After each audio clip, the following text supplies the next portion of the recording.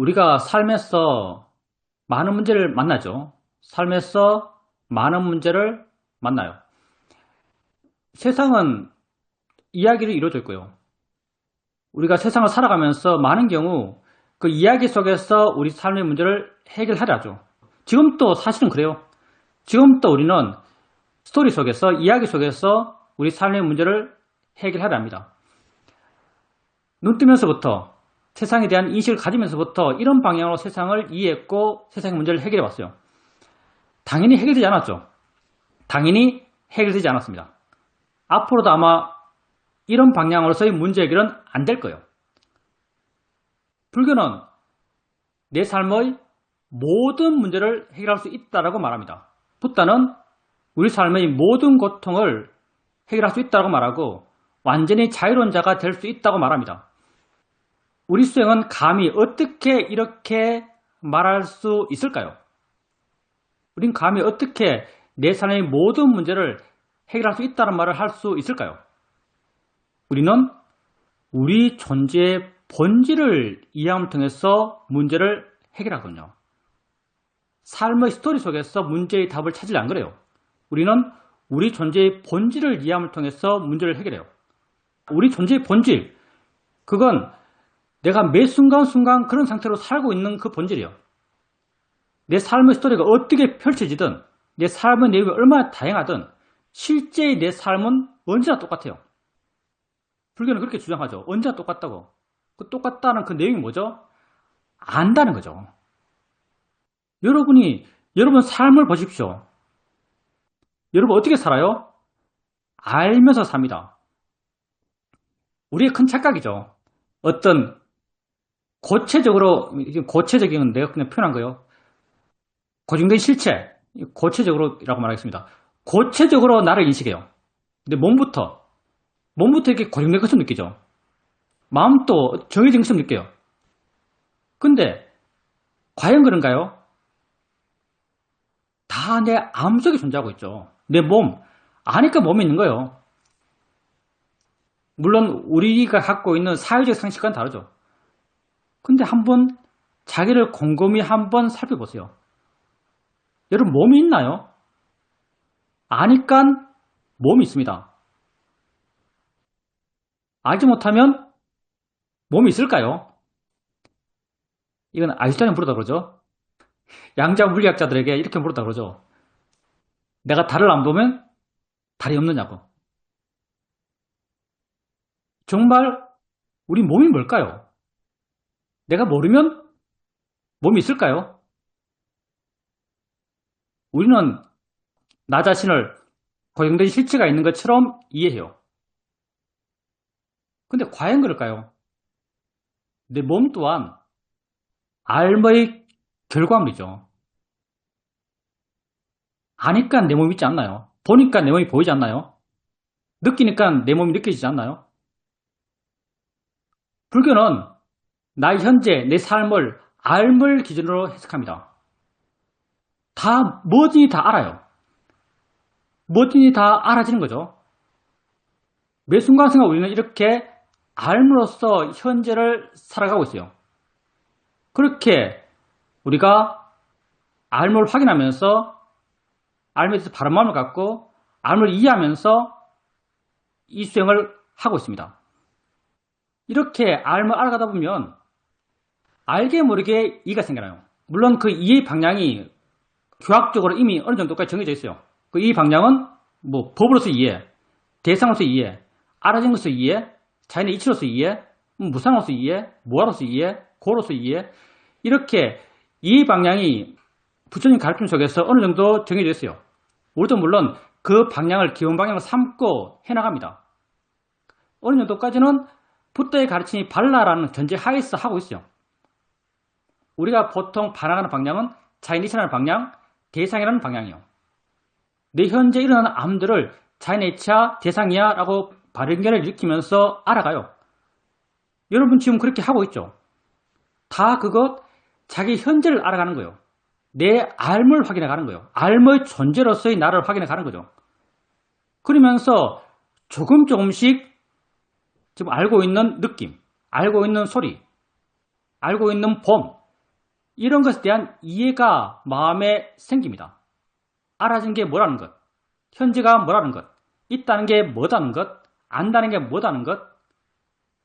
왜? 내가 알고 있는 게 그거니까요. 내가 알아차는 게 그겁니다. 이런 이해가 생겨나요. 이런 이해들 뭘 바꾸겠어요? 그 대상들을 알고 있는 마음을 바꿔요. 여러분이 느낌을 하면서 자연히 이치야 하면 느낌이 변하겠어요? 마음이 변하겠어요? 마음이 변합니다. 소리 들으면서 소리를 뿌리질 하면 그 소리가 변하겠어요? 마음이 변하겠어요? 마음이 변합니다. 다 어떤 마음이에요? 다 대상을 알고 있는 마음이에요. 여러분이 수행을 해나가면서 끊임없이 해나가는 것, 그게 대상을 알고 있는 마음을 바꿔요. 여러분의 삶의 진실을 이해함을 통해서 우리 삶의 문제를 해결한다고 그랬어요. 여러분의 삶의 진실은요, 한순간도 쉬지 않고 뭔가를 안다는 거죠. 근데 여러분은 끊임없이 수행해요. 그러면서 끊임없이 알아진 것에 대한 마음을 바꿔요. 우리 그 마음의 방향을 물러나는 방향, 가벼워지는 방향, 자유로워지는 방향, 이렇게 그 방향을 이야기해요. 이렇게 마음이 바뀌기 위해서 여러분 하는 것이 다 가벼운 알아차림이고 자유로운 알아차림이고 바른 길을 익히는 것이고 이런 거죠. 여러분 삶은 이 순간의 알의 집합이에요. 근데 알미 일어나고 있었어. 일어나는 것은 대상과 마음이죠. 근데 그 대상을 바라보고 있는 마음, 대상은 바꿀 수가 없어요. 대상은 그냥 주어지는 겁니다. 업의 결과라고 볼 수도 있겠죠. 대상은 그냥 주어지는 거예요. 바꿀 수 있는 것은 대상을 향한 마음만 바꾸고 있죠. 그렇게 여러분, 내가 이 순간 알의 존재라는 이해를 통해서 그 대상을 아는, 대상에 대해서 반응하는 그런 마음이 자유로운 방향으로, 가벼워진 방향으로, 덜 고통받는 방향으로 조금씩 변해갑니다. 수행을 해나가면서 이런 방향으로의 마음의 변화를 여러분 지속적으로 느껴왔을 거예요. 사실은 너무나 단순한 거예요, 사실요. 여러분이 여러분 삶의 진실을 이해한다면 이건 너무나 단순한 거예요. 그리고 너무나 명백한 것이고요. 내가 어떤 존재지? 이 순간 아는 존재예요. 내 삶의 내용은 이거밖에 없어요. 여러분 삶이 스토리적으로 엄청나게 많은 이야기들을 담고 있겠지만 실질적으로 내 삶의 내용은 이것밖에 없습니다. 이 순간 안다는 것. 여러분 삶은요, 이 순간 안다는 것 빼고 아무것도 없어요. 근데 알아지는 것은 바꿀 수 없어요. 알아지는 것은 주어지는 거예요. 아는 것만 바꿀 수 있어요. 아는 걸 어떻게 고통받지 않는 방향으로, 행복한 방향으로, 자유로운 방향으로 바꿀 수 있는가? 그게 우리 수행이죠. 가볍게 알아요. 좀 더 가볍게 알아요. 좀 더 가볍게 알아요. 뭐가 변했겠어요? 마음이 변했습니다. 쉽게 대상을 옮겨요. 더 쉽게 옮겨요. 더 빨리 옮겨요. 더 가볍게 옮겨요. 뭐가 변했겠어요? 마음이 변했어요. 자연의 이치에 안 물러나요. 뭐가 변했겠어요? 마음이 변했습니다. 대상이 안 물러나요. 뭐가 변했겠어요? 마음이 변했어요. 마음이 뭘 대상으로 변했어요? 알아진 대상에 대해서 마음이 변했어요. 점점 변하는 마음으로 살아가요. 왜? 그것밖에 없으니까 삶에는. 여러분 삶은 이것밖에 없어요. 모든 게 알아지는 겁니다. 우울한 마음 알아지는 거예요. 알아지는 건데요. 여러분이 알아지는 것의 의미, 가치를 이해한다면요. 우울한 마음 봐도 아무렇지 않을 겁니다. 그럼 뭐 별거예요. 알아지는 건데. 괴로운 느낌. 그럼 별거예요. 알아지는 건데. 듣기 싫은 소리. 그거 뭐 별거예요. 알아지는 건데. 그냥 있는 건데요. 주어지는 건데요. 알아지는 것. 대상일 뿐이야라는 그 바른견의 내용이죠. 이렇게 우리는 이 수행을 통해서 우리 삶의 문제를 해결합니다. 우리 삶은 이것밖에 없거든요. 이 순간 안다는 것. 이것 하나밖에 없어요. 뭘 알든 이것 하나밖에 없습니다. 근데 이렇게 이 순간 안다는 이 하나에서 우리가 바꿀 수 있는 것은 대상을 알아가는 마음 쪽이고요. 마음을 어느 방향으로 바꿔가야 자유롭고 행복한지는 부다가 우리에게 제시하셨어요. 무상권 무아의 지혜가 있는 방향이에요. 우리는 좀 더 기술적으로 가볍게 알아라, 쉽게 사람 옮겨라, 무의지적으로 알아라 이런 말을 하죠. 왜냐하면 무상권 무아의 지혜가 있는 마음 상태와 가볍게 아는 마음 상태가 같은 방향이니까. 무상권 무아의 지혜가 있는 마음 상태와 쉽게 세상을 옮겨가는 그 마음 상태가 같은 방향으로의 변화의 방향이니까. 그렇게 여러분은 여러분 삶의 문제를 모두 해결할 수 있어요. 물론 우리에게 지금 당장 모두 해결해라라면 불리한 일이겠죠. 왜냐하면 관념이 너무 강하니까. 근데 근본적으로는 이게 틀릴 수가 없어요. 근본적으로 이게 틀릴 수가 없어요. 내 삶이 뭐지? 내 삶은 현재의 삶이에요. 모든 게 현재의 삶이죠. 내 몸까지도. 우리가 정말 너무나 강력하게 고체적으로 이해하고 있는 고정된 덩어리로 이해하고 있는 이 몸까지도 아니까 있다? 이게 이해가 잘 안 되죠. 아니까 있다. 내 몸이 아니까 있나? 내가 이거 이해하고 있을까요? 어떻게 생각하십니까? 내 몸이 그냥 고정된 실체인가? 저도 많은 부분 그렇게 믿고 있어요. 본능적인 믿음이죠. 근데 내 몸이 아니까 있나? 라고 내게 묻는다면 뭐 이런 말 이상하지만 내게는 이런 이해가 있어요. 내 몸이 아니까 있나? 하면 내게는 이런 예가 부분적으로 있어요. 뭐 완벽하지 않겠죠, 물론. 내 팔, 내 다리라고 생각하니까. 내 눈이라고 생각하니까.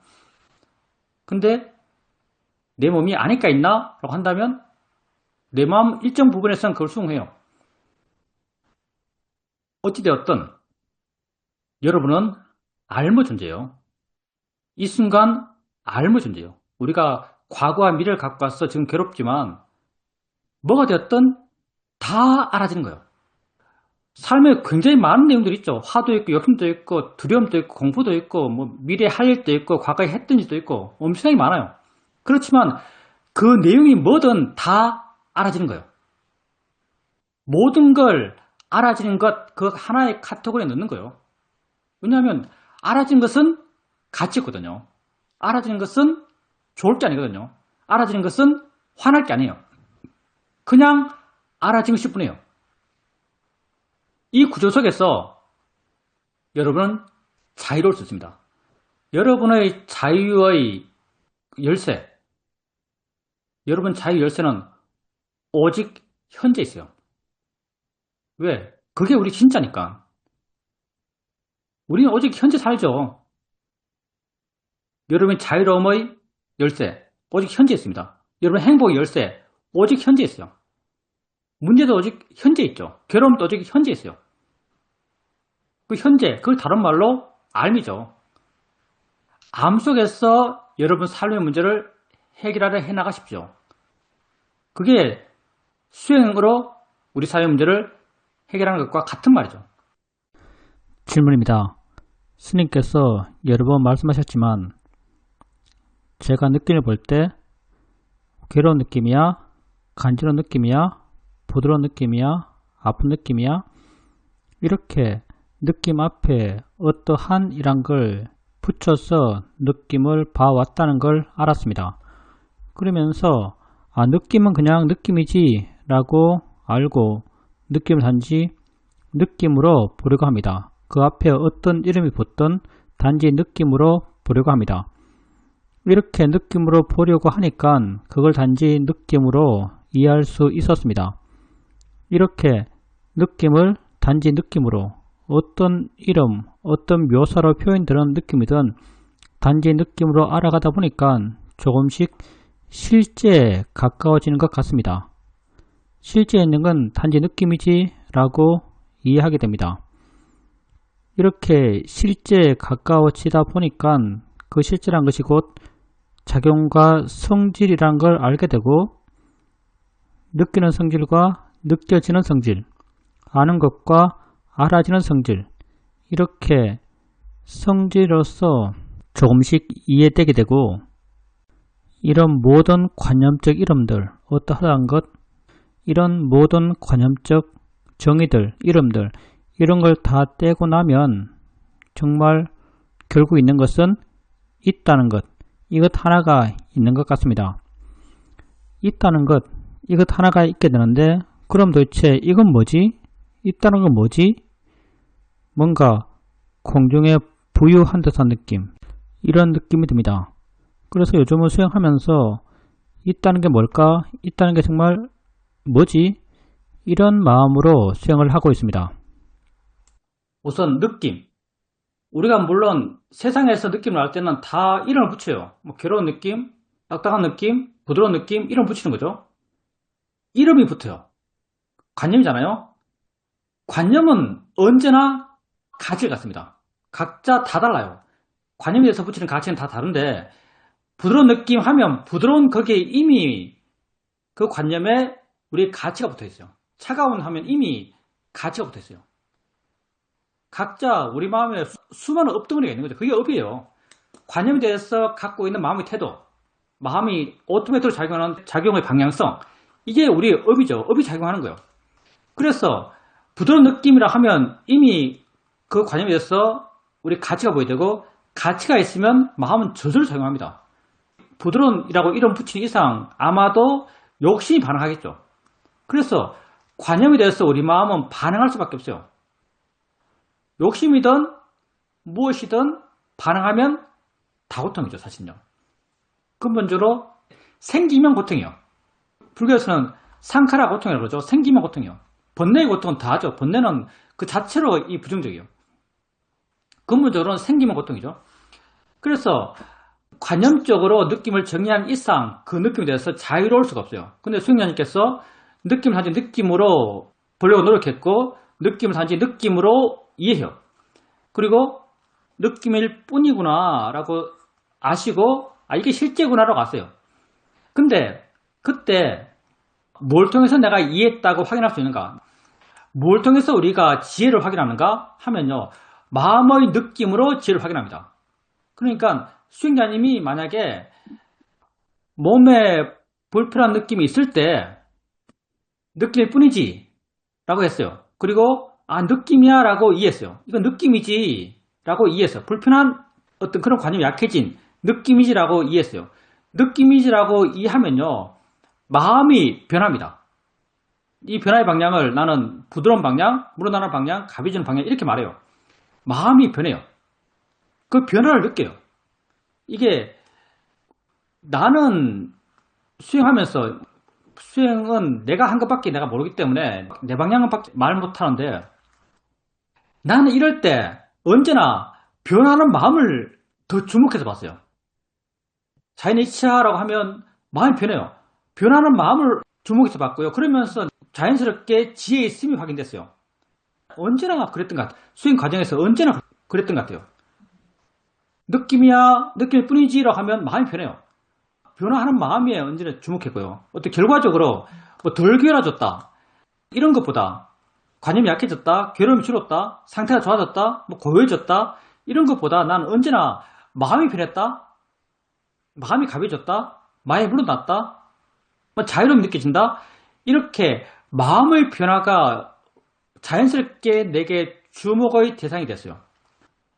모르겠어요. 수행자님께서는 금방은 그렇게 말씀 안 하셨거든요. 수행자님은 이해를 확인하는 것? 실제가 그거구나? 실제가 그거구나? 이건 약간 사용적이지 않을까 싶어요. 실제가 그거구나? 이게 통찰할 수 있을까요? 쓱 지나가는 생각인데, 실제를 실제구나라고 이해한 게 이게 정말 실제 지을 수 있을까? 하는 생각이 좀 들어요. 그냥 정말 실제인지 이해한다면요, 그냥 느끼고 지나가요. 그 느낌, 그 지혜의 느낌이죠. 그냥 그 지혜가 생기고 그 지혜가 하는 일은 내 마음을 바꾸는 거예요. 마음의 느낌을 바꿔요. 내게 지혜를 드러내게 하고자 하는 욕구가 없는 상태에서 내게 그냥 자연스러운 진행에서 내게 느껴지는 것은 이 마음의 변화가 느껴져요. 가벼워지는 것, 부드러워지는 것, 물러나는 것. 그래서 이렇게 가벼워지는 것, 부드러워지는 것, 물러나는 것을 아는 것, 이게 내 마음의 변화를 솔직하게 그냥 수용하는 그런 자세에서 생기지 않을까 생각하고요. 이게 실제구나. 이게 실제구나 하는 것은 의지가 상당히 더 가지 않았나 생각해요. 이게 실제구나. 상당히 의지적이지 않나는 생각합니다. 물론 내 말 듣고 수행자님은 자신의 어떤 바른 방향을 찾아야 됩니다. 내가 정답이 아니에요. 여러 번 말하지만 내가 정답이 아닙니다. 난 이렇게 한다는 거죠. 그리고 이게 자연스럽다는 거죠. 제가 났을 때 아무 의지 없이 그냥 그걸 맨 상태로 경험하면 이게 느껴지지 않나 생각해요. 의지 갖고 분석하고 내가 뭘 알았다고 찾으려고 그러면 뭐가 나타나겠죠. 이게 진짜구나, 이게 뭐하구나, 이런 게 나타날 수 있겠죠. 그리고 수행님께서 그 안다고 이해하고, 약간 각색해서 말하면 안다고 이해하고 아는 게 작용이고, 당연히 알면 반대편에 알아진 게 있고, 이것도 작용이고, 순수하게 있는 건 작용밖에 없고, 이 작용에 대해서 내가 아무 의지가 없으면 그냥 있다는 게 알아지고, 있다는 게 정말로 인실한 모습인데, 있다는 건 뭐지? 있다는 건 진짜 뭘까? 내가 이해하고 있는 내 수준에서는 이게 우리가 우리 존재에 대해서 갖게 되는 궁극적 의문이 아닐까 생각합니다. 법에 대한 조사라고 말할 때 그 대상이 궁극적인 법에 대해서 조사하는 마음이 아닐까 생각해요. 왜냐하면 내가 나에 대해서 아무 의지가 없을 때도 내게 알아진 게 있어요. 내가 나에 대해서 아무 목적의식 없이 어떻게 하겠다는 의지 없이 나 자신을 알 때 내게 알아진 게 있어요. 그게 뭐냐면 그냥 있다는 거예요. 뭐 존재한다는 거죠. 아무 의지 없이 나를 알 때 난 나의 존재를 확인해요. 이건 알아진 것과 아는 것이 함께 있는 거죠. 근데 도대체 이건 뭘까? 이게 뭐지? 라는 의문이 마음이 좋을 때 자연스럽게 생깁니다. 이것보다 더 깊이 있는 법에 대해서 의문 갖는 대상이 있는가? 난 잘 모르겠어요. 왜냐하면 나도 지금 그거 하고 있으니까. 내가 갖고 있는 의문도 이거니까. 일어나는데 도대체 이건 뭘까? 난 이걸 물음표의 에너지 이렇게 말하죠. 물음표 에너지. 그냥 궁금해요. 이게 뭘까? 난 이거 물음표 에너지 이렇게 말합니다. 이게 또 나는 우리가 화두 수행할 때 만법길 일기하치의 그 일기하치가 아닐까 생각해요. 일기 하나가 있어요. 있다는 게 있는 거죠. 있다는 게 하나가 아닐까 생각해요. 왜냐하면 아무 의지 없을 때 알아지는 거니까. 의지 있게 알면 여러 가지 관념적으로 분화되겠죠. 위치 있고 모양 있고 색깔이 있고 내용이 있고. 근데 아무 의지 없이 그냥 있어요. 그냥 알아줘요. 그게 있는 거죠. 그 하나죠. 그 하나가 도대체 어디로 돌아가죠? 그게 이 하나가 도대체 뭐지? 라는 그런 우리 마음이 궁극의 마음, 내 수준 사는 말이에요. 우리 마음이 갖는 궁극적 의문이 아닐까 생각합니다. 그러면 여기서 어떻게 수행하는가? 그냥 계속 그렇게 하는 거예요.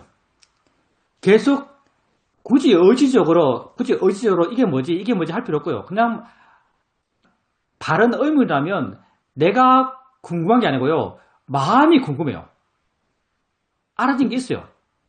근데 알아진 것을 아는 순간 마음이 거기에 대해 궁금하게 생각해요. 이게 왜 있지? 이게 뭐지? 어떻게 있는 거지? 어떻게 가능해? 뭐 내용적으로 풀면 이렇죠. 내용적으로 풀면 이게 뭐야? 어떻게 일어나는 거야? 어떻게 작용하는 거야? 이게 성질이야? 이게 진짜야? 뭐 내용적으로 이렇게 풀겠지만 근본적으로는 그냥 단순한 물음표 그 자체예요. 뭐지라는 굳이 언어화시켜 붙인다면 뭐지라는 그런 내용을 갖고 있는 물음표 에너지죠.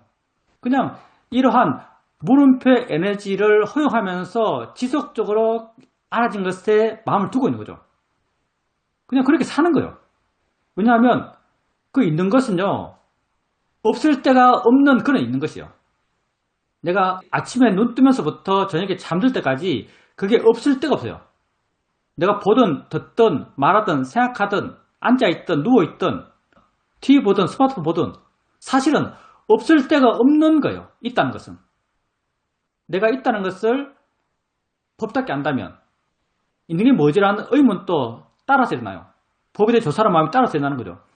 그렇게 법에 대해 조사하는 마음의 상태로 계속적으로 그걸 알아가는 거죠. 알아간다는 말도 별로 적당하지 않죠, 사실은요. 알아지는 것과 그 의미의 마음이 함께 있는 거죠. 상태를 묘사하는 데는 더 적당한 말이에요. 알아지는 것, 있음이죠. 알아지는 그 있음과 거기에 대해서 관심가는 마음이 함께 있으면서 생이 진행되겠죠. 그래서 특별히 그 상태에서 어떻게 수행해야 된다는 건 없어요. 그냥 그렇게 관심 있는 마음으로 알아진 것을 알고 있으면 돼요. 있음을 확인하면 되는 거죠. 사실 확인한다는 것도 그렇게 적다는 표현은 아닙니다. 있는 걸 있는 그대로 그 상태에서 뭔가 설명한다는 건 굉장히 참 힘든 일이에요. 알아내는 게 그냥 존재해요. 있으면 그냥 존재해요. 의문도 그냥 존재해요. 있음도 그냥 존재하죠. 내가 알려서 하는 게 아니잖아요. 그냥 알아주고 있잖아요. 있음도 그냥 존재하고 있어요. 의문도 그냥 존재하고 있어요. 그냥 과정의 진행만 있는 거죠. 그냥 그런 과정의 진행으로 사는 거예요. 이게 오력의 균형에 근접한 삶이겠죠. 가다가 가끔은 균형이 맞겠죠. 그래서 과정의 진행 이런 말 우리가 가끔 하죠. 과정의 진행. 말은 엄청 복잡하고요. 보살님도 이해하는 구조가 있으니까 보살님 이해 구조에 맞기를 바랍니다. 이런 말들은 뭐랄까요. 같은 일을 해도 상대방 표현을 거의 전혀 못 알아들 수 있는 그런 표현들 사실은. 법을 같은 내용으로 이해하더라도 실제 내용이 똑같더라도요.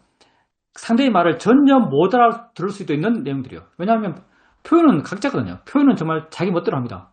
자기 언어 체계 속에서 자기 마음의 구조 속에서 하고 싶은 대로 표현하는 거죠. 근데 아마 우리는 맨날 법회하면서 비슷한 말을 하니까 수행의 마음에 와닿지 않을까 생각합니다. 질문입니다. 5년 동안 저랑 함께 수행 일기를 쓰고 있는 도반이 있습니다. 일기를 쓰고 도반에게 일기를 보내줍니다. 하루는 일기를 쓰려고 하니까 전날 일기를 보내지 않았다는 걸 알았습니다. 한 번도 안 빠지고 보냈었는데 안 보냈던 겁니다.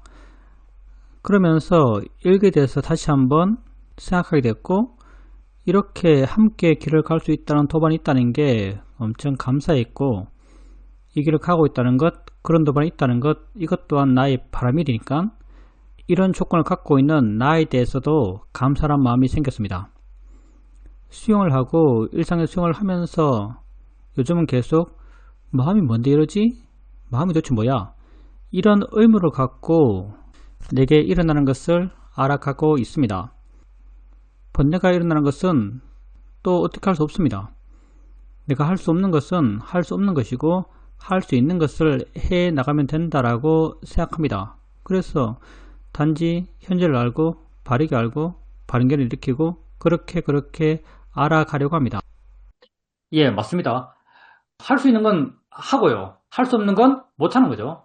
주어지는 건 주어지는 것이고요. 우리는 그냥 거기에 대해서 대처하는 거예요. 수행은 대처입니다. 그래서 수행이 아니면 수행하면서 만나는 것들, 일상 삶 속에서 만나는 것들 다 주어지는 것이고요. 단지 수행님이 할 수 있는 것, 바르게 보는 것 할 수 있는 거죠, 우리가. 그 있다고 확인하고 거기에서 바르게 보는 것. 우리가 수행에 대해서 사실은 알게 모르게 많이 알죠. 바르게 본다는 것은요, 그 기준이 두 개입니다. 바르게 본다는 것은. 바르게 본다는 것은 우선 대상이 뭔지에 대한 발음이 있고요.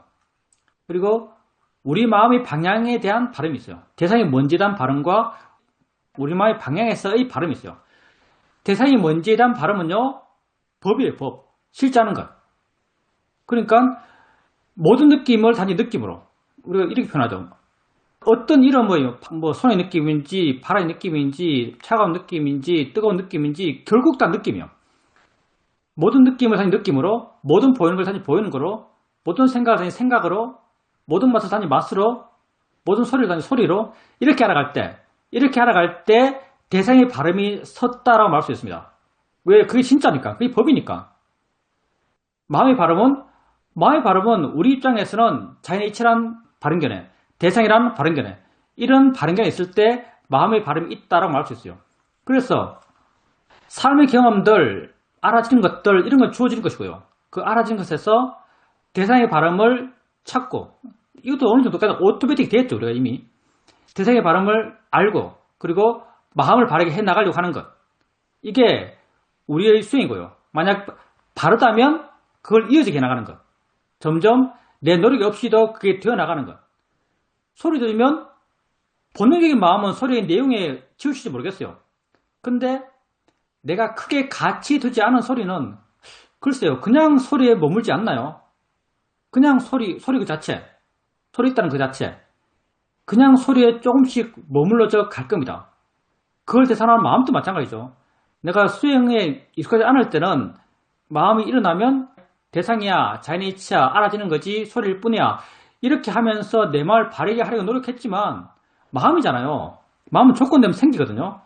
어느 때, 어느 순간부터는 별로 내가 큰 가치를 부여하지 않은 대상에 대해서는 이런 예가 조금씩 자연스럽게 있게 되지 않을까 생각합니다. 그렇게 대상에 대한, 알아진 것에 대한 발음, 그것을 알고 있는 마음의 발음, 이런 것들이 다 법이에요. 조건되면 생기는 거예요. 그렇게 조금씩 내가 노력하지 않아도 그 상태가 되는 그런 방향으로 나아갈 거로 생각합니다. 조금씩 그렇게 되어가고 있죠, 우리가. 질문입니다. 오늘 아침에 좌선을 하고 보고를 가서 요리를 하는데 이렇게 일어나는 걸 보면서 일어나네 라고 알았지만 거기에 화가 있다는 걸 알았습니다. 화가 계속 일어나면서 자기 할 일을 하려 했습니다. 처음에는 살짝 밀어내려 하는 마음도 있었지만 그냥 내버려 두고 지하도록 내버려 두고 단지 그냥 알려고 했습니다. 우리가 지혜로운 사람, 지혜 명상이고요. 지혜가 우리에게 가장 큰 가치를 가진 것처럼 수행해서 이야기되고 있어요. 지혜로운 사람은 어떻게 확인되는가? 지혜로운 사람은요, 수행하는 걸로 확인되는 겁니다. 수행하는 걸로 확인되는 거예요. 그냥 지혜가 고정된 게 아니죠. 지혜란 것은 대상에 대한 지혜예요. 수행자님이 아침에 그렇게 뭘 할 때, 만약 도사가 있었다면 사실 일어나는 거야. 이건 수행자님이 억지로 약간 도사를 피하기 위한 수행적 노력이라고 할 수 있어요. 가공적 노력이라고 할 수 있겠죠. 그때 마음을 지배했던 것은 화죠, 화. 화가 났어요. 수행은 계속 흘러가잖아요. 화가 났어요. 화가 난 게 수행에 익숙하지 않은 사람. 지혜가 약한 사람이겠죠. 그런 사람은 화가 나면 안 좋은 거야. 화내면 안 되지. 하면서 뭔가 거부하고 벽을 쌓고 그 벽을 쌓기 때문에 마음이 단단해지고 이렇게 되어가는 사람. 이런 사람이 실제로 지혜 힘이 약한 사람인 거예요. 지혜 힘이 정말 좋은 사람은 화는 생겨요. 왜냐하면 가치가 있으니까 화는 생기죠. 화가 생기면 거기에 대해서 반항하지 않아요. 거기에 대해서 벽을 안 세워요. 그냥 받아들여. 화 생겼네? 마음이 하는 거지. 이렇게 보는 게 자연스러운 사람. 화 생겼네? 마음이 하는 거지. 이거 작용이잖아. 화지가 뭔데 이렇게 화를 내고 있지? 화가 작용한다는 게 도대체 뭐지? 여러분이 화의 마음을 있는 그대로 정말 이해한다면요. 마음이 뭔데 화내지? 화낸다는 게 뭐야? 라고 하면요. 이게 엄청 신기합니다. 마음이 뭔데 화낼까요? 화낸다는 게 뭘까요? 이해하면 정말 신기한 일이에요. 그 수행자님께서 그렇게 보사가 일어났을 때, 화가 났을 때, 그 화의 마음에 의해서 그렇게 경계하지 않고, 화의 마음이 수용적이고, 그러면서 화 있다고 알아요. 화를 대상으로 수행하는 게 자연스러운 거죠. 이게 사실은 지혜를 보여줍니다. 화에 대해서 화가 났을 때 화를 대상으로 자연스럽게 수행해 나가는 이게 지혜 있는 모습이죠. 그래서 지혜 있는 사람은 뭘로 그 지혜를 확인할 수 있는가? 스스로죠, 물론. 스스로 뭘로 지혜를 확인할 수 있는가? 수행하는 것으로 지혜를 확인할 수 있습니다. 수행한다면 이미 지혜로운 거예요. 지혜 없이 절대로 이런 수행을 못합니다. 화났을 때 화를 보면서 마음이 화내는 거야? 알아지는 거지? 마음지가 뭔데 화내지? 화낸다는 게 뭐야? 화가 뭐지? 이렇게 화에 대해 관심 가지면서 화에 있음을 확인하는 것. 그렇게 할 수 있다면 그건 이미 마음의 지혜가 있기 때문에 가능한 일입니다. 그리고 수행일기는 저는 수행일기를 안 써요. 처음에 잠깐 썼어요. 처음에 살다 보니까 수행일기가 좋다고 사람들이 그렇게 말을 많이 하길래 처음에 잠깐 썼죠. 그러다가 안 썼어요. 왜 안 썼냐면은 내 상태를 너무 좋게 표현해서 내 상태를 너무 좋게 글을 쓰는 바람에 너무 현실감이 떨어져서 안 쓰게 되는데 수행 일기를 쓴다면 사실은 그게 굉장히 좋은 일이죠. 수행에서 우리가 가장 부족한 게 뭐냐면요. 자기 객관해요. 나에 대해서 객관화되는 것 이게 쉽지 않거든요. 인터뷰어의 가장 큰 이익됨이 자기를 객관화시킬 수 있는 기회가 되는 거예요. 근데 인터뷰를 항상 할 수 없기 때문에 그 대안책을 할 수 있는 게 수행 일기를 쓰는 겁니다. 수행 일기를 쓰게 되면 당연히 자기 객관화되고요. 자기의 어떤 경험 내지는 수행 실천에 대해서 한번 자기가 이해하고 있는 법의 시각에서 다시 보게 돼요. 내가 생각하기에 수행 일기가 어떤 측면에서 일기가 되어야 하냐면요. 내게 이런 경험이 있었다. 이게 주가 아니고요. 내가 이렇게 봤다. 이게 주가 돼야 됩니다. 내가 이렇게 봤다. 이게 수행이잖아요. 이런 경험을 했다. 이건 사실은 누구나 일기 쓰든 안 쓰든 알아요. 근데 내가 이렇게 봤다. 이게 수행하는 것이고요. 이게 내가 한번 다시 되씹어 볼 가치가 있는 거예요. 내가 이렇게 봤다. 그래서 수행 일기를 쓸 때 내가 이렇게 봤다. 이런 방향이 좀 더 유익하지 않을까 생각하고요. 그리고 뭐 붓다도 말씀하셨죠. 도반이 이 수행의 모든 것이다. 이 거룩한 삶의 모든 것이다 라고 말씀하셨어요. 도반이 중요하죠. 붓다도 도반이고요. 나도 도반이고 내 수행을 오픈해서 보여줄 수 있는 사람 정말 수행자님에겐 소중한 도반이죠. 그걸 전체적으로 다 바람이라고 할 수 있습니다. 뭐 좋은 업들, 바람이라는 게 내 마음에 쌓여왔던 어떤 에너지들이죠. 바람이는 물론 좋은 것만 이야기해요. 내가 쌓아왔던 좋은 에너지들, 좋은 업들이죠. 좋은 업들이 쌓여서 그런 도반들을 만나고 이런 수행할 수 있는 환경을 만나게 된 거죠. 그래서 이 모든 걸 다 바람이라고 할 수 있을 겁니다. 항상 수행하려 하십시오. 수행하는 게 모든 것이에요. 질문입니다. 내가 한 번도 경험해보지 못한 두통이 생겼습니다. 두통이 생겼을 때 배우는대로 해보자 라고 하면서 이게 있어도 상관없는 마음이 되자 이렇게 했습니다. 두통이 생기면 신경이 날카로워집니다.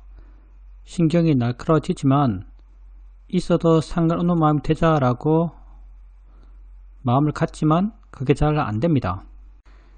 이런 일이 생기면 왜 생겼지 라고 한번 생각해 보게 됩니다. 요즘은 만남이 잦습니다. 30년 전에 아주 좋아했던 제자라든가 20년 전에 함께 작업했던 후배라든가 이런 사람들을 만나면 너무나 반갑고 너무나 애틋해서 헤어질 때 아쉬움이 아주 큽니다. 헤어지기 싫은 마음이 있을 정도로 아쉬움이 아주 큽니다. 이런 만남 이후에 집에 돌아오면 아주 피곤해서 엎드려 좀 잠을 자게 됩니다. 금요일 날은 잠을 자고 나서 일어나서 뭘 좀 먹을 만한 걸 만들어야겠다고 생각했고 냉장고에 가서 간장을 꺼내는데 간장을 쏟았습니다. 간장이 냉장고에서부터 쏟기다 보니까 사방팔방으로 튀어서 정신없이 닦아냈습니다. 구석구석 닦는다고 아주 신경을 많이 썼고 그때 알아차림이 전혀 없었습니다. 이렇게 신경을 많이 쓰다 보니까 두통이 생기지 않았나라고 생각합니다. 두통이 생기면 느낌을 알고 있어도 상관없는 마음이 되어야겠지만 그게 정말 쉽지 않고 잘 안됩니다. 우선 두통이 있는데 두통이 왜 생겼지 하면은 뭐 일이 많았어요. 많은 사람 만나고 이야기도 많이 하고 수행도 안 했고 뭐 냉장고 간장 쏟았고 그런 여러 가지 사건들이 있었어요. 수행님 생각에는 그 사건들 때문에 그때 내가 신경을 많이 썼고 해서 두통이 있는 모양이다라고 생각하세요. 뭐 이건 뭐 생각할 수 있겠죠. 생각할 수 있겠지만 문제 해결에는 별 도움이 안 돼요. 문제 해결에는요 그냥 이 순간을 바르게 살면 돼요. 왜냐하면 두통은 지금 있는 거니까 지금 수행님에게 알아지는 거예요. 지금 바르게 살면 돼요. 지금 바르게 수행하는 게 지금 바르게 사는 겁니다. 지금 바르게 수행하는 게 지금 바르게 사는 거예요. 자, 그러면 가장 중요한 건요 지금 바르게 수행하는 거예요. 이걸 바르게 알아야 다른 순간 다른 상황 속에서도 지금 바르게 수행할 수 있어요. 지금 바르게 수행한다는 게 뭔가 아까도 잠깐 이야기했지만 지금 바르게 수행한다는 게 뭔가 수행자님께서는 있어도 상관없는 마음이 되자. 두통이 있어도 상관없는 마음이 되자. 두통이 있어도 상관없는 마음이 되자 해서 그 마음이 될 수 있을까요? 안 되죠. 당연히 안 돼요. 그리고 이건 수행에도 맞지 않습니다. 무슨 말이냐면요. 수행에는 원인이 있고 결과가 있어요. 수행을 실천해서는요, 원인이 있고 결과가 있어요. 우리가 수행을 한다는 것은요, 원인을 채워가는 거예요. 그래서 우리가 뭐 원인을 채우는 자, 과정의 인간, 이런 말 써요. 우리 수행에 있어서. 우리는 원인을 채우는 일을 하는 거죠. 결과를 가져오는 일을 하는 게 아니에요. 결과는 우리가 가져올 수가 없어요. 결과는 그냥 원인이 채워지면 주어지는 거죠. 그러면 수행자님이 이렇게 있어도 상관없는 마음이 되자. 여기서 있어도 상관없는 마음. 이게 원인인가 결과인가 하면 결과거든요. 이건 우리 수행도 관심이 아니에요.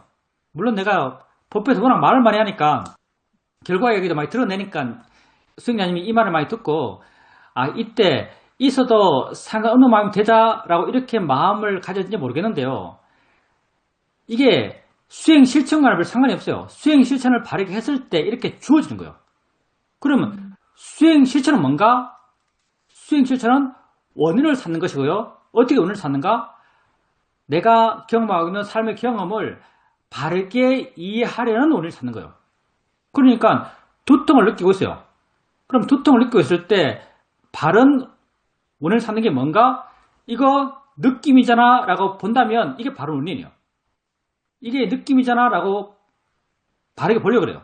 그리고 바르게 보려고 했을 때 약간이나마 느낌이지 라고 만약에 이해가 된다면 그때서야 그 느낌에 대해서 있어도 상관없는 마음이 조금 생기는 거예요. 그게 수행님이 할 겁니다. 느낌이지 라고 하면서 느낌으로만 보려고 하는 것. 단지 느낌으로 이해하려고 하는 것. 알아지는 거지 라고 이해하려 하는 것. 자연의시지 라고 이해하는 것. 이렇게 내가 하고 있는 삶의 경험을 바르게 이해하려고 노력하는 것. 이게 수행자님이 해야 될 거고요. 이게 원인을 찾는 겁니다.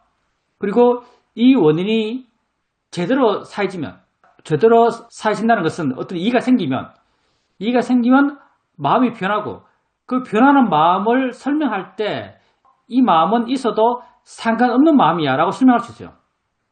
이걸 어떻게 말하는 거죠? 이게 참 우리의 어리석음이 어쩔 수 없는데요. 두통은 수행자님께서 괴로운 느낌으로 두통을 해석해요. 그러면 괴로운 느낌으로 두통을 해석하는 마음은 어떤 마음인가? 화의 마음이에요. 두통이 객관적 진실이 아니고요. 느낌이 객관적 진실이고요. 그 느낌을 두통이라고 이름 지은 이런 느낌이야, 이런 괴로운 느낌이라고 이름 지은 마음은 화의 마음이에요. 화의 마음이거든요. 그러면 괴로운 느낌에 대해서 이것 빨리 없어져야 되는데 라는 마음이 있어요. 없어져야 돼, 사라져야 돼, 이런 마음은 어떤 마음일까요? 화의 마음이에요. 아까도 화의 마음이 있었고요. 지금도 화의 마음이 있어요. 이렇게 화가 1 플러스 1이죠. 화가 1 플러스 1 되면요. 두통이 약해질까요? 강해질까요? 두통이 강해집니다. 두통은 화의 결과예요. 화가 커지면 두통도 커져요. 화가 커질수록 두통도 커집니다. 없애려는 마음은 화의 마음이고요. 없애려고 할수록 화가 커져요. 비근한 예로 내가 싫어하는 사람이 있어서 그 사람 생각을 하기 싫어요. 이 사람 생각 하기 싫어. 그 사람 생각 없어져야 돼. 이렇게 원하면 원할수록 그 사람 생각은 더 나요. 왜? 그 사람 생각은 화가 하고 있고요. 화가 커지면 그 사람 생각은 더 나고 더 선명해져요. 마찬가지로 두통은 마찬가지죠. 두통도요. 없애려고 할수록 두통은 더 강해집니다. 그러니 수행자님이 그렇게 두통을 경험하고 두통에 대해서 없어져야 돼, 이런 마음을 가지면 가질수록 두통은 더 강해집니다. 반대로 가야 돼요. 반대로 가는 게 수행의 길이고요. 그래서 수행의 길이 사실은 평범하지 않습니다. 이렇게 반대로 가는 그 첫걸음은요, 부정적 삶의 경험에 대해서 그걸 당연한 거야 라고 하면서 받아들이는 마음이 되는 거예요. 우리가 이래서 받아들이는 마음, 수용하는 마음, 항복하는 자의 마음, 이런 말 써요.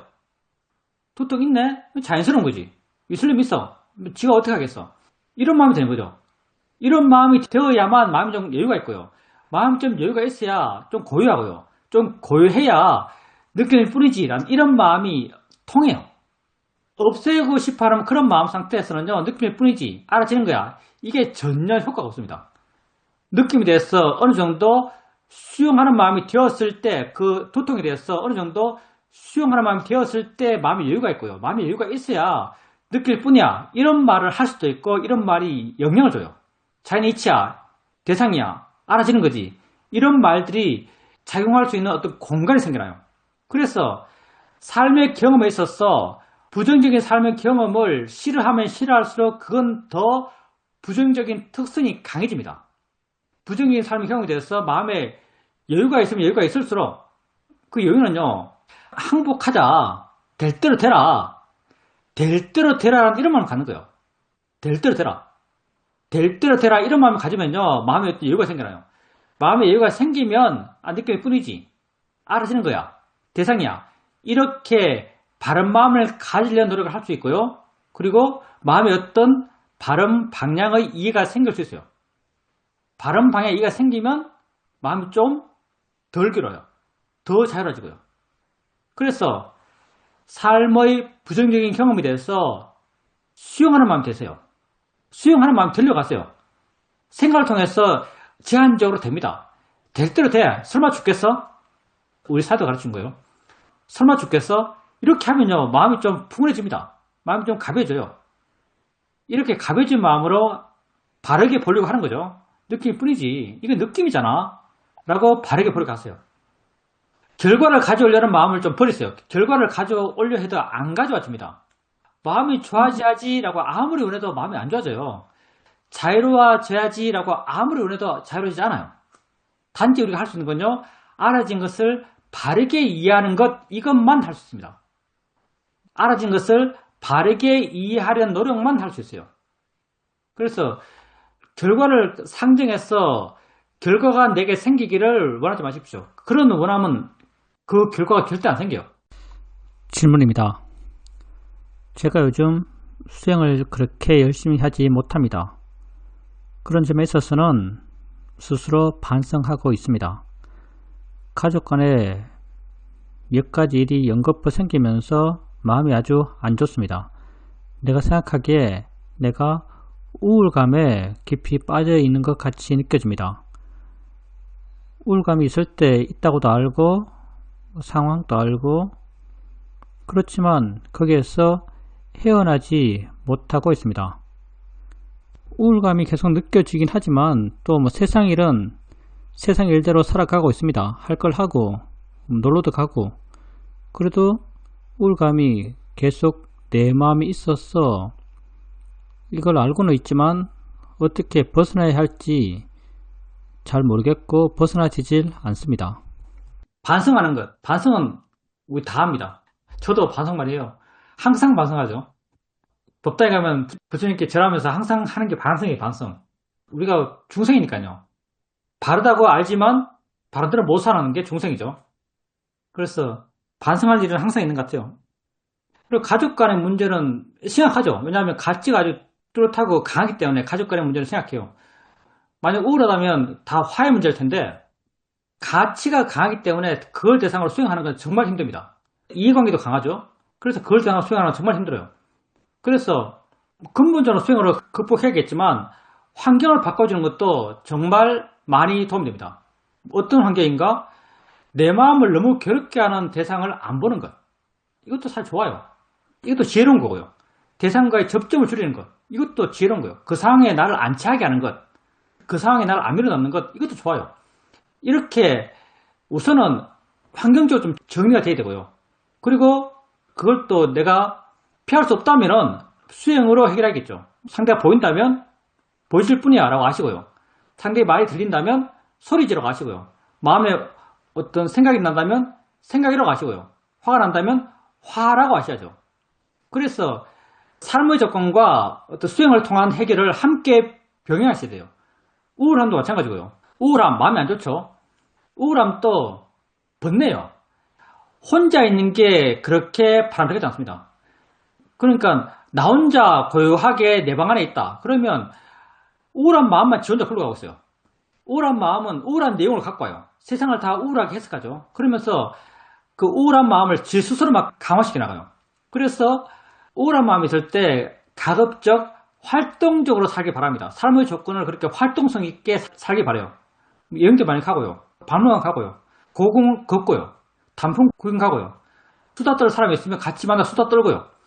그렇게 내 마음을 다른 대상을 향해서, 내가 우울한 대상이 아닌, 그리고 우울한 나 자신이 아닌 다른 대상을 향해서 내 마음의 에너지를 발산할 수 있는 그런 대상을 많이 많이 접하는 것, 그게 우울함을 해결하는 데 도움이 되고요. 그리고 또 내부적으로는 또 수행으로 해결해야겠죠. 혼자 있을 때는 또 우울할 거니까요. 그때 내부적으로 내 마음이 일어나는 것에 대해서 우울한 마음의 상태를 아는 것, 이 하나 있고요. 그리고 우울한 마음의 작용을 아는 것, 이게 하나가 있어요. 바른 수행의 방향은요, 우울한 마음의 작용을 아는 겁니다. 우울한 마음의 작용을 아는 것. 왜냐하면 이렇게 해야만 관심이 생기거든요. 관심이 우리 마음의 문제를 해결합니다. 근데 수행자님이 지금 우울할 때 내가 그걸 안다고 말씀하셨는데, 그 아는 게 아마도 대부분 우울한 상태를 알 거예요. 내게 우울한 마음이 있네라는, 내가 우울하네라는 내 상태를 확인하는 것, 이렇게 아는 게 보통일 거예요. 이렇게 아는 게 우울한 마음을 극복하는 데 도움이 되는가? 크게 도움되지 않습니다. 왜냐하면 관심이 하나도 없거든요. 근데 우울한 마음을 이해한다면, 마음이 우울하다? 마음이 뭔데 우울할까요? 도대체 마음이 뭐죠? 어떻게 지가 우울해요? 우울한 마음을 이해한다면요, 정말 여기 대해서 관심이 생겨나요. 우울한 마음을 있는 그대로 이해하면 이해할수록 여기에서 관심이 안 생길 수가 없어요. 관심이 그 문제를 해결합니다. 그래서 수행자님께서 쉽게 내가 우울한 상태에 있네 라는 확인은 돼요. 이렇게 확인될 때 마음이 우울하네? 마음이 뭔데 우울하지? 정말 마음이 도대체 뭔데 지가 우울해? 이렇게 우울한 마음의 작용, 거기에 대해서 한번 관심을 가져보십시오. 그게 수행자님을 우울함에 있어서 수행적으로 해결하는데 바른 방향으로 노력한다라고 할 수 있어요. 그래서 삶의 조건도 바른 방향으로 바꿔나가셔야 되고요. 그리고 수행도 바르게 하셔야 됩니다. 이 두 가지를 함께 병행해야 돼요. 마음은 실제는 법이고요. 마음을 이해한다는 건 그렇게 단순하지 않습니다. 마음을 이해하는 것, 그게 있는 걸 있는 것도 아는 것이고요. 부탄 이걸 통찰지의 영역에 넣고 있죠. 그래서 우울한 마음, 마음이 이미 우울해요. 마음 조건이 별로 안 좋죠. 마음이 번뇌가 강한 마음이에요. 번뇌가 강한 마음은 실제는 법을 이해하는데 약간 핸디캡이 있는 마음이죠, 사실은요. 그래서 실제 마음을 있는 그대로 작용으로 이해하는 좋은 대상은, 우리가 생각하기에 가장 좋은 대상은 아는 마음이에요. 수행자님 만약에 아는 마음이 작용이다, 아는 마음이 생긴다, 일어난다, 진행한다, 이렇게 이해하는 것이 분명하다면요. 이런 이해가 분명하다면요. 우울한 마음이 일어난다, 우울한 마음이 생긴다, 우울한 마음이 작용한다, 우울한 마음이 진행된다, 이런 이해도 함께 따라올 겁니다. 근데 지금 우울한 마음을 갖고 그 성질, 그 작용을 이해한다는 것은 만만치가 않아요. 왜냐하면 마음이 이미 안 좋기 때문에. 그래서 마음에 대해서는요, 좀 쉬운 대상, 쉬운 마음, 아는 마음에 대한 이해가 좀 우선해야 되고요. 우리 입장에서는, 우리 수행의 절차에서는 아는 마음에 대한 이해가 우선해야 되고요. 아는 마음에 대한 이해가 분명해지면 우울한 마음에 대한 이해도 저절로 따라올 거예요. 근데 수행자님에게 지금 우울한 마음이 문제니까요. 우울한 마음을 어떻게 해결해야 되는가? 질문입니다. 화와 욕심 같은 경우는 알아차림 하게 되면은 어느 정도 지어대고 밖으로 드러나지 않고 덜 파괴적입니다. 그렇지만 우울한 마음은 나로 하여금 더 큰 문제를 일으키는 것 같습니다. 대상을 향한 화는 통제가 돼요. 왜냐하면 사회적 규범 이런 게 있거든요. 할 것 못할 게 존재해요. 그래서 참기도 하고 큰 문제가 안 생기죠. 근데 우울한 마음은 나를 향한 화예요. 자기 파괴적인 거죠. 누구의 감시도 필요 없어요. 누구의 눈치도 안 받아요. 그냥 내가 나를 망치는 거니까. 사실 내가 나를 망치는 거예요. 그러니까 수행님께서 스스로 좀 명철하게 그 문제의식을 가져야 돼요. 내가 왜 나에게 이렇게 해든 일을 할까? 난 날 사랑하는데? 난 난데? 내가 난데 왜 내가 나를 해야 할까? 여기 대해서 스스로 문제의식을 가져야 되고요. 마음이 이럴 수는 없다는 걸 아셔야 돼요. 그냥 마음은 마음이에요. 수행자님이 아니에요. 마음은 마음이에요. 마음이 우울할 필요가 없어요. 사실은요. 마음이 괴로울 필요가 없어요. 사실은요. 마음이 나 자신을 괴롭힐 이유가 없어요. 근데 그렇게 하고 있는 거죠. 그러니까 그게 문제가 되는 거죠. 문제가 있어요. 그럴 필요가 없다는 걸 수행님께서 아셔야 됩니다. 계속 수행을 정기적으로 하셔야 돼요. 그렇게 해서 마음의 힘을 좀 키우셔야 됩니다. 수행님 옛날에 사마타 수행을 많이 하셨잖아요. 이때는 사마타 수행도 나쁘지 않습니다. 사마타 수행도 그걸 경험하는 시간을 줄이니까. 마음이 그렇게 안 좋다면요. 그 해결책은 수행적으로 두 가지죠. 하나는 그 마음 상태에 대한 경험을 줄이는 것. 그게 수행적으로 사마타고요. 의학적으로는 약 먹는 거죠. 약이 마음을 덜하게 할 거니까. 점점 경험하지 않으면 덜 예민해지고요. 덜 예민해지면 약해집니다. 그래서 수행적으로 사마타 수행을 통해서 그 경험을 줄이는 것, 경험의 빈도를 줄이는 것, 그것도 수행자에게 필요해 보여요. 그리고 그게 생긴다면 위파사나적으로 수행해야겠죠. 있다고 하시고 마음은 이럴 필요가 없어. 마음은 지가 해. 내가 마음이 아픈 게 아니야. 조건 다 생긴 거야. 이렇게 위파사나적으로 바르게 보시고요. 그래서 사마타 수행과 위파사나 수행을 조건 맞게 병행해서 하셔야 됩니다. 사마타 수행도 하시길 바래요. 효과가 더 위파사나보다 나으니까. 천수행 읽는 것 이것도 좋아요. 절하는 것 이것도 좋아요. 뭘 하십시오. 안 하는 게 제일 나빠요. 절하고 천수행 읽고 뭐 신명에 대단히 암송하고 뭐든지 수행이 아닌 마음이 와닿는 것을 하십시오. 그리고 닥치면 위파사나 수행하시고 아니면 뭐 배호흡 보든지 코호흡 보든지 뭐 사마타 수행 하시고요. 그렇게 뭐든지 하세요. 하시는데 에너지를 잃게 됩니다. 해야 된다라고 하세요.